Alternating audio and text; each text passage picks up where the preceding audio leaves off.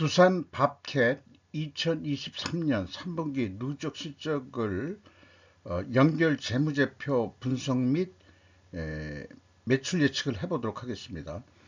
매출은 19.3%가 증가했고요. 영업이익은 41.3%가 증가했습니다. 가공비 배부 재고자산 회전율은 9.1회전으로 산출이 됩니다. 상당히 이 정도면 높은 편이라고 볼 수 있을 것 같습니다. 제조업으로서.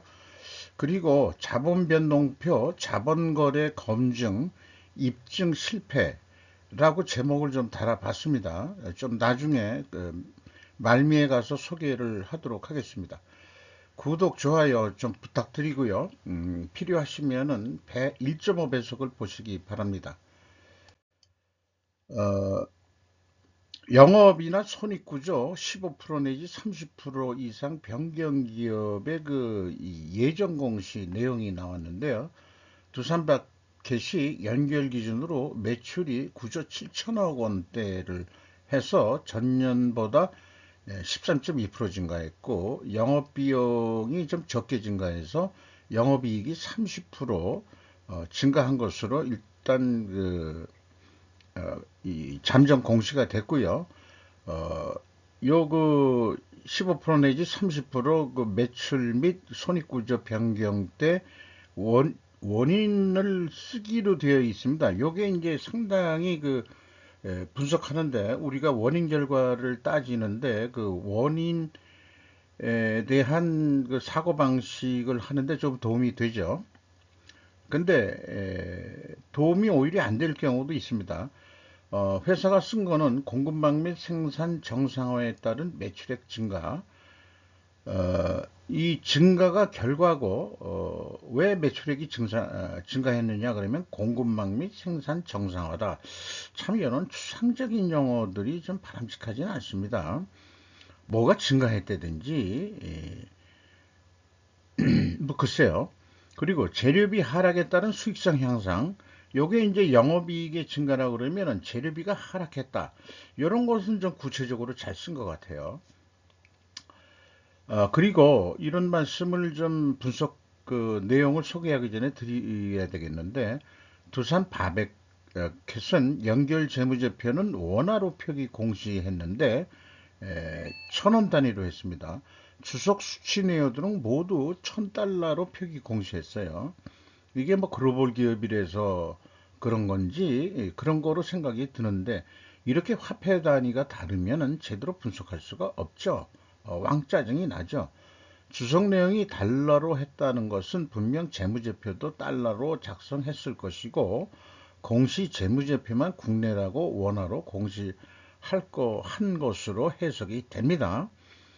근데 제가 중국 기업들, 한국에 상장난 중국 기업도 분석을 해본 적이 있는데, 이 중국 아새끼들은 건방지게도 국내 상장해놓고 모두 위안화로 공시를 하고 있어요. 그걸 금감원이 받아주고 있다는 것 자체가 다 친중하는 아새끼들 같기도 하고, 그렇다면 두산 바피콘은 왜 모두 달러로 공사하지 못하냐 이게요. 자기네들이 다 달러로 산출을 한다고 한다면은 손익계산 재무제표도 그냥 달러로 해. 달러로 해도 우리는 다 알아먹어, 이 사람들아. 그걸 또 원화로 환산해가지고 또 재무제표만 그런 주석 내용은 전부 다 달러로 해놔가지고, 그러니까 뭔가 통역이 돼야 말이죠. 통역이 수치가 통역이 되려면 일일이 계산을 해야 되는데, 환율로 그때 결산할 때 확률이 얼마인지도 확실치도 않고 말이죠. 자원 두산 바베킷이 잘 나가는 건 좋은데 매우 못마땅합니다. 원가회계 손익으로서 매출이 7조 4천억 원대를 달성해서 전년보다 19.3% 증가했고, 그 다음에 이게 WCI 가공비 배부 재고 자산은 이제 결국 주석 내용이 1,000달러로 했는데, 무조건 환율 그냥 1,000원으로 그냥 간주하면은 그냥 100만 원대로 그냥 이해하시면 될 것 같아요. 6,175억 원이 있었다. 한 1.3배 정도 해야 될 것 같은데, 정확 12.7%가, 이것도 달러로 계속하니까 12.7% 증가했으니까 매출 증가보다는 좀 적게 증가했어요. 매출 원가가 작게 증가했고, 그래서 뭐 매출총이 좀 늘었고, 판매 관리비도 좀 10.5% 적게 증가했어요. 그래서 영업이익은 1조 1,338억 원으로서 38.1%나 증가를 했습니다. 생산성 올라갔고요.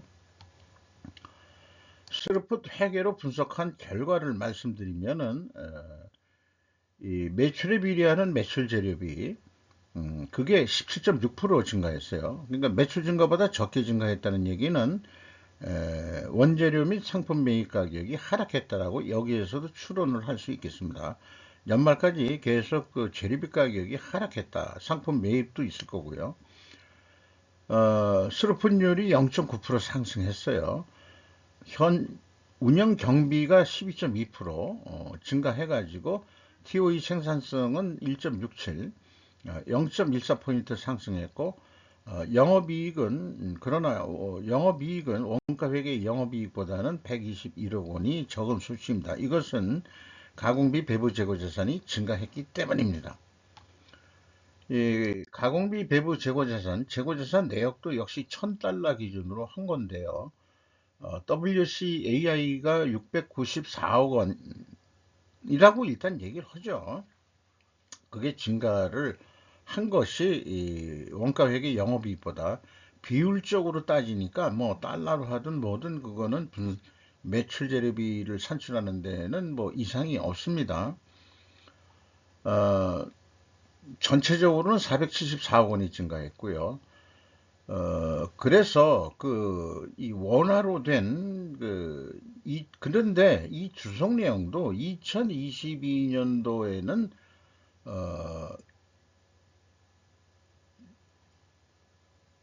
요게 잘못된 것 같은, 아니, 잘못되진 않았습니다. 원화로 100만 원으로 재고 자산을 했고, 2022년도는 또 1000달러로 또 해가지고 여기서도 좀 헷갈리게 만듭니다. 어쨌든 이것은 뭐 1000달러로 그냥 다 간주를 해서 보는 거로 했습니다. 그래서 요것은 이제 재무제표에 나와 있는 거예요. 재무제표에 나와 있는데 그거를 실제 환율로 좀 나눠보면 합계가 1억 3,500이죠. 근데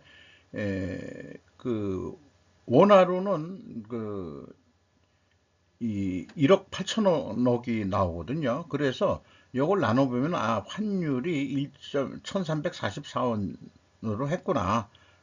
9월 말에 이 정도까지 우리나라 환율이 지금 올라가 있고 가치가 좀 떨어져 있죠. 이렇게 했는데 요거를 나중에 뭐 총 제조 비용 할 때 좀 비교할 때 조금 참고하는 것으로 했습니다.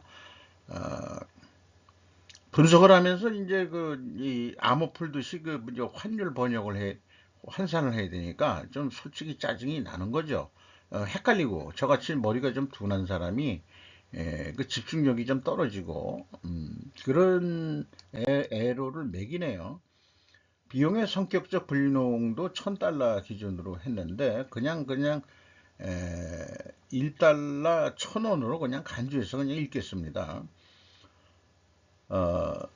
재고자산이 마이너스로 돼 있다는 재고가 늘었다는 얘기고요. 그 다음에 원재료 및 상품 매입액이라고 표현되어 있으면 이 재고자산의 변동 범위는 전체 재고자산을 기준으로 가져가고 있다. 바람직하진 않지만은 그래서 ABC를 더한 매출원가 재료비는 14.4%가 증가했고요. 운영경비는 12.2%가 증가했습니다. 이 운영경비에서 판매관리비를 뺀 금액이 공장 가공비가 되겠어요. 그것이 0.3% 내려갔고 그 다음에 재료 비율은 0.3% 증가한 거로 되어 있습니다. 이거 여기로 보면은 재료비 가격이 올라간 거로 또 추론을 해볼 수도 있는데 손익계산서에서 추론하는 거하고는 또 모순이 되죠. 이런 모순되는 것이 결국은 통화 가치를 통일해서 뭔가 표현을 해줘야지.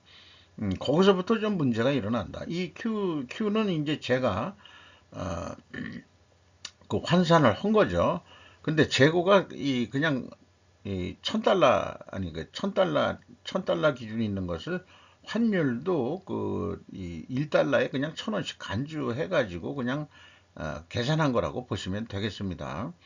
흐름을 보자고 하는 걸 수 있으니까. 그래서 그 실제 그 이 구성 내용은 이렇게 되어 있어요. 그 간단하게는 되어 있거든요. 그래서 그 이 MC 317 여기 동일하게 나왔고 운영 비용 1675 이렇게 되어 있는데, 이게 합계액이 그 달러니까, 이게 달러로 돼 있으니까 그 이 4조 8,520억 원으로 되어 있는데, 원화 합계를 요거를 해보면은, 지금 이거 그 공시는 또 원화로 했잖아요. 그래서 요거를 하면은 6조 3천억이란 말이죠. 그러면은 이거를 그 환율로 계산하면은 정확하게 요거는 1.3으로 또 나옵니다. 아까 그 재고는 1344원인데 요거는 1.3으로 딱 떨어져요. 자, 이렇게 이제 그 계산할 때마다 환율이 서로 틀려지고 뭐 이렇게 하기 때문에 뭐가 진실친지 정확하게 좀 얘기하기는 곤란하다. 음, 그렇게 좀 말씀드릴 수 있겠습니다. 그리고 재고 자산은 달러로 되어 있으니까 이게 이제 그 전체 재고 자산의 증감액이다 하는 것은 입증이 되는데, 재고 자산의 그 변동 기준을 그 전체 재고 자산으로 하면은 총 제조 비용을 산출할 때 왜곡 현상이 일어납니다.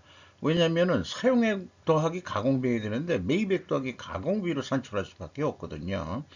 다르게 할 방법이 없습니다. 생산에 투입된 재료비가 얼마인지 알 수가 없기 때문에. 그래서 어떤 말하자면 그 매출 원가를 산출해내는 총 제조 비용 그 하는 그 제조 원가라는 그 관리 회계가 완전히 지금 100여 년을 지배하고 있는 이 세상에서도 속된 말로 완전 표준화가 된 게 아니다. 그리고 속된 말로 자기네들 편리할 때마다 꼴리는 대로 하고 있는 게 그 원가 세계다. 이 원가 세계를 완전히 뭔가 그 공격할 수 있는 그런 이 세력이 있어야 되는데, 안타깝게도 현재 소수만 원가 회계에 너 문제 있어라고 얘기를 하고 있는 거죠.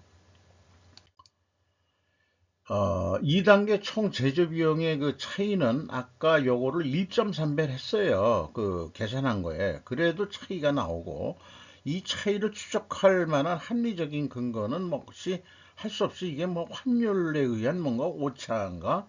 요 정도인데, 일반적으로는 PQ 총 제조 비용의 갭이나 PQ 생산 재료비의 그 갭은 금액이 일치해야 되는데 이것도 또 틀리게 나오고, 음, 감을 뭐 잡기가 쉽지가 않습니다. 이제 분석하는데. 그리고 재고자산액의 현금 흐름표 기준으로 해서도,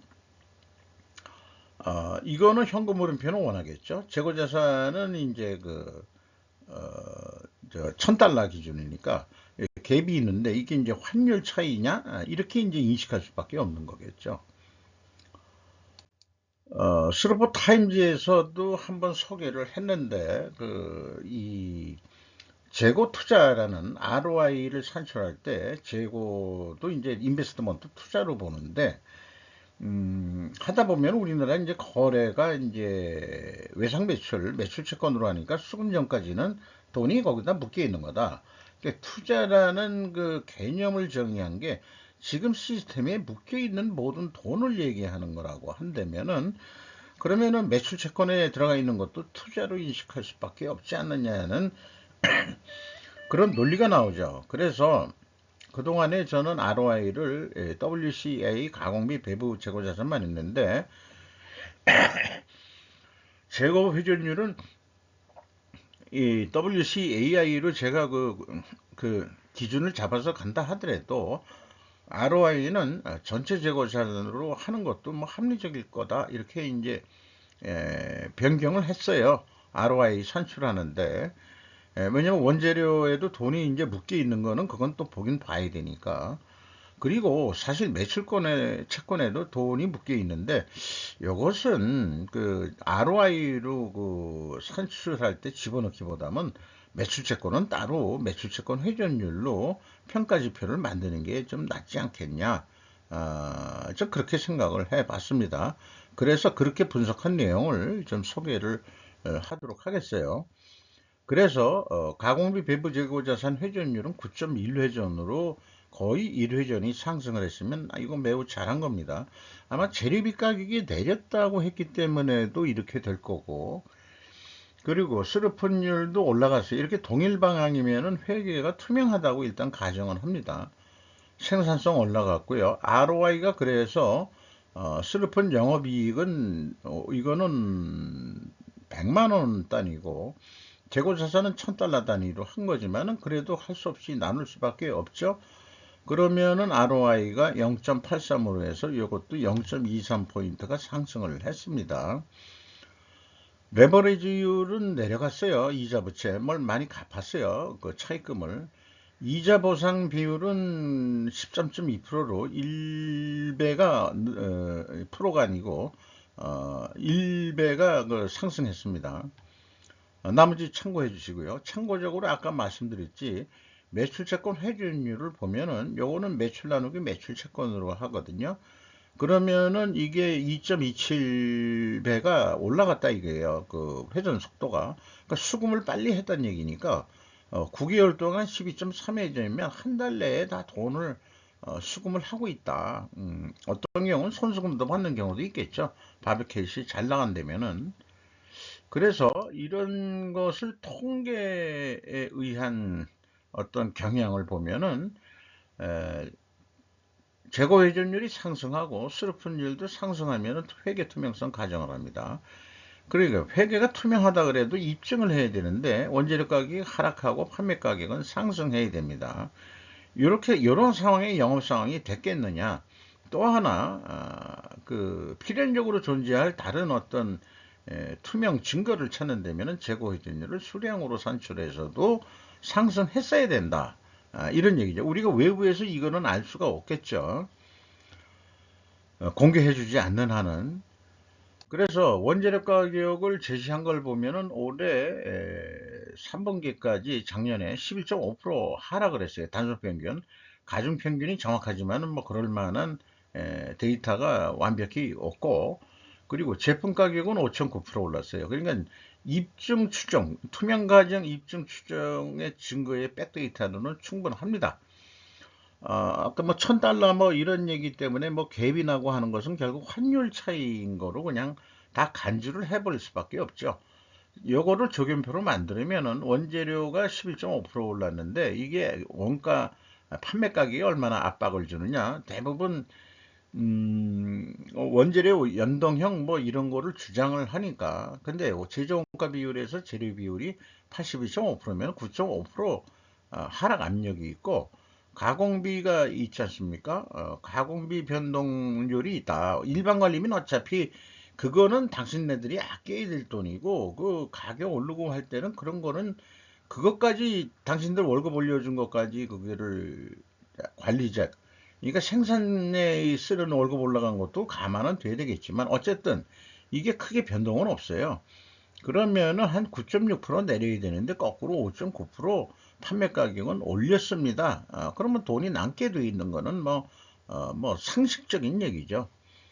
그래서 음, 원가 회계 개념으로 하면 한 8조 7천억 정도 하는 거로 돼 있는데, 재고가 15% 정도 상승할 거로 봤을 때 이렇게 나온다는 얘기예요. 여기에서 이제 재고가 15% 정도 오르면은 계획보다는 한참 더 나와야 되는데, 요게 이제 아까 그 이 재고를 감안할 때 이 재고가 달러 기준으로 그냥 원 달러 1,000원으로 그냥 간주했기 때문에 이게 크게 차이는 안 나는 것 같습니다만, 어쨌든 5% 매출 노력을 좀 한 9조까지 해보자. 그러면은 그 한 1조 6천억 정도 남을 것 같다. 이게 만약 성공을 한다면은, 근데 매출 노력을 안 하고 재고를 15% 줄인다면은 8조 7천억 했을 때 영업이익은 1조 2천억으로 크게 줄게 되어 있습니다. 이게 이제 원가 회계의 이제 마녀 같은 방법이죠. 그래서 스루풋이 좀 더 합리적으로 낼 수 있습니다. 판매 가격 결정을 하는데 아까 재료비가 좀 내려갔죠. 그러면 재료 비율을 좀 62.4% 포션인데 61% 정도 내려갈 것으로 가정을 합니다.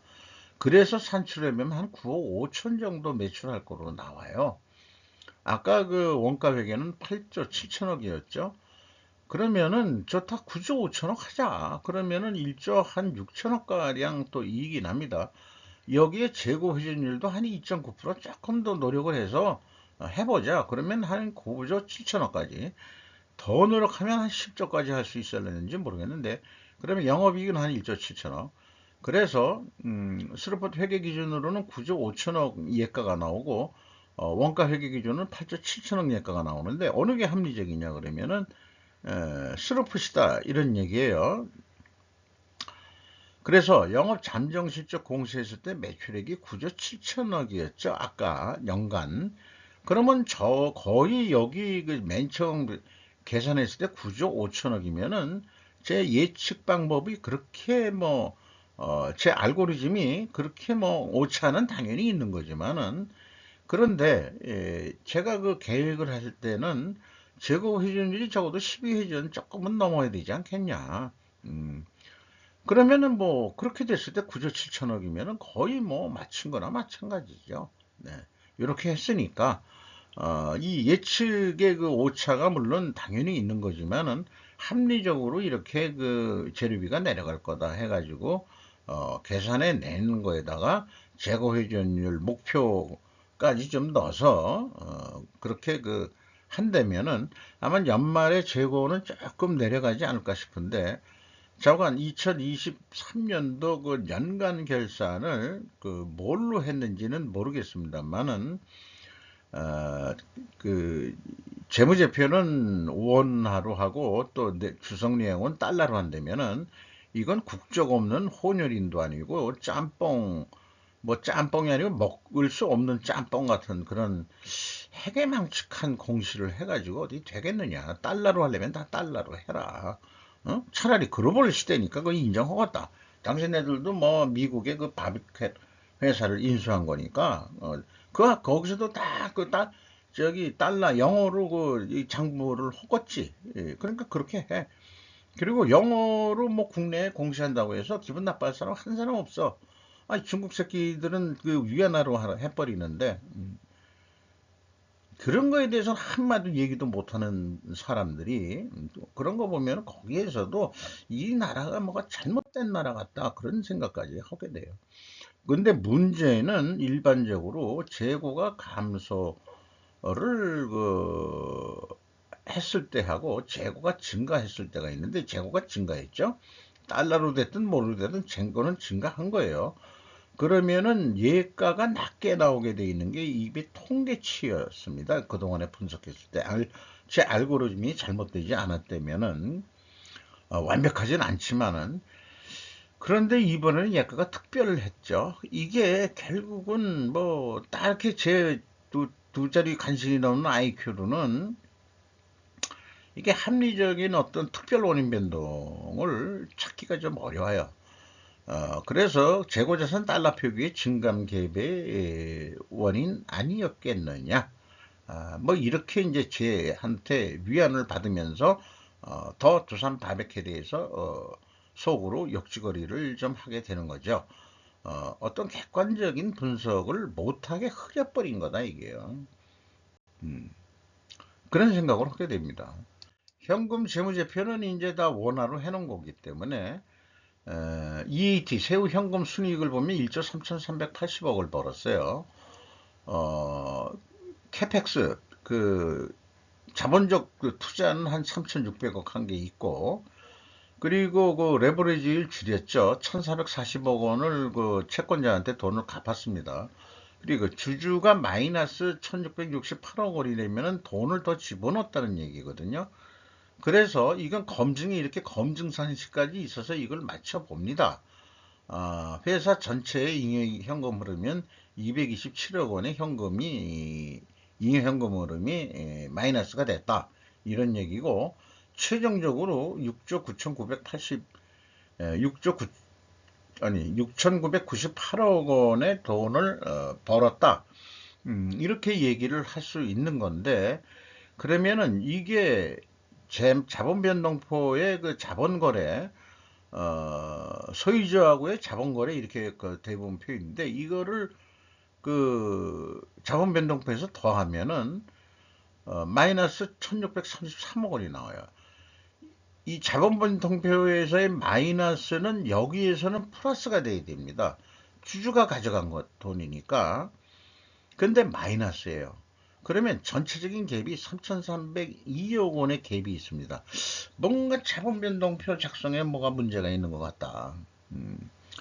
뭐 이거 딴 회사 해가지고 이거 딱딱 맞았거든요. 그러면 이 알고리즘은 정확하다는 얘기입니다. 그러면은 이 자본 변동표가 잘못됐다고 저는 얘기할 수밖에 없는 거죠. 이 자본 변동표 작성에 뭔가 그 흠이 있다, 결음이 있다. 그렇게 생각이 들어갑니다. 그러니까 좀 신뢰성이 좀 자꾸 떨어지네요. 두산 바베큐에 대해서, 연결에 대해서. 시가가 44,950원으로서 1,350원 상승했습니다. 장부 가격 대비 그래도 77% 코리아 디스카운트 이것도 들어가죠. 두산 에너빌리티가 46% 가지고 있고 연금공단이 8.56% 있는데 외국인이 상당히 많이 들어와 있어요. 메릴리치, 골드만, UBS, 맥쿼리, JP모간 합쳐서 40.2% 지분을 가지고 있습니다. 이상 마치도록 하겠습니다.